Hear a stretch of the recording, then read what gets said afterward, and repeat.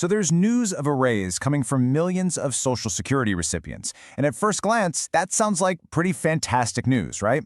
But what if I told you that raise isn't really a bonus at all, but more of a warning sign? Let's break down what this upcoming cost of living adjustment really means for folks in retirement. All right, here is the number that's got everyone talking. We're looking at a projected 2.8% raise for about 70 million people on Social Security. Now, that's actually higher than what experts were predicting earlier, which you'd think would be great news. But is it really? And that's the big question here. Because, while more money in your pocket always sounds good on paper, the reason for this raise points to some pretty deep economic challenges. Challenges that could actually leave seniors in a tougher spot than before. Okay, so first, let's look at the good part, or at least what seems like the good part, the promise of a bigger monthly check.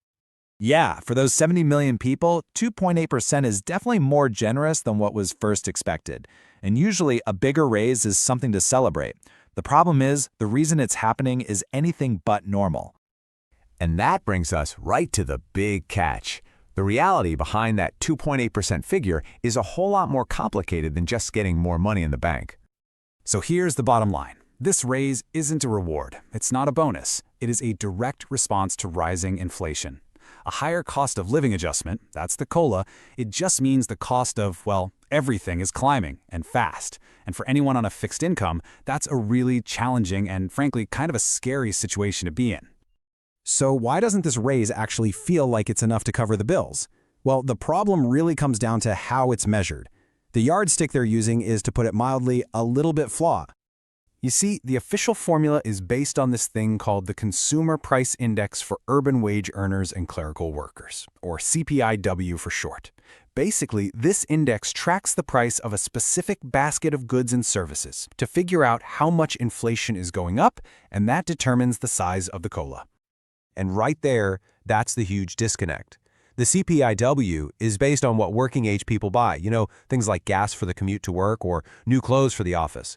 But retirees, they have a totally different budget. Their biggest expenses are often things like medical services and keeping the heat on at home, two things that this formula just doesn't really account for properly.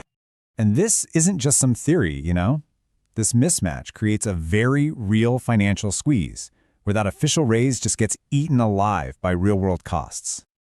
I mean, just look at the numbers here.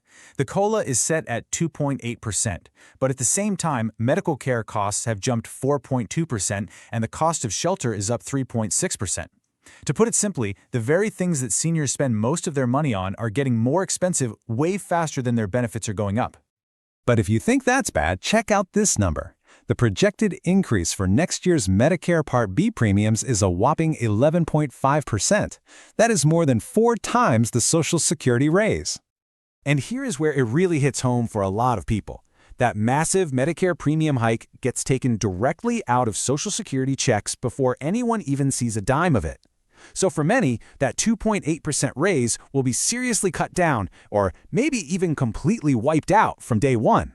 And look, this isn't just a one-year problem. If we zoom out a bit, we can see this is all part of a much longer and pretty troubling trend for retirees. According to the Senior Citizens League, the actual buying power of Social Security benefits has cratered by 20% since 2010. Just let that sink in for a second. 20%.